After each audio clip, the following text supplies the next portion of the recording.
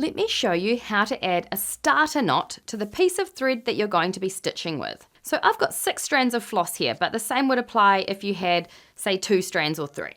So what we want to do is pop a knot nice and near one end of the thread. So I'll show you how to do a really simple overhand knot.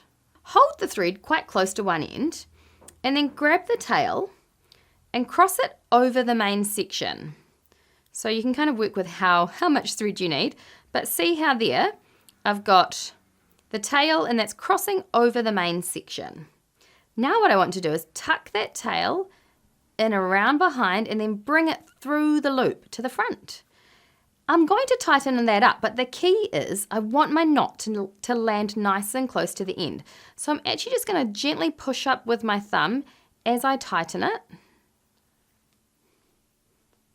And that means my knot is not too far from the end. Now, if you're working with 6 strands of floss, 1 knot's probably enough. But if you're only working with 2 or 3 strands, you might find you need to actually do exactly the same again and try and land another knot right on that spot. So I'll just show you again. So I'm holding the thread quite near the end. I'm going to take the tail and cross it over the main piece of thread. And then I'm going to tuck that tail around the back and through the loop, and then I'll pull it tight. I think the key though is if I pulled that tight, I'll probably end up with a knot quite far away. But instead, I'm going to use my other hand to gently push that knot into the position I want. Just reposition it there. Okay, so here we go.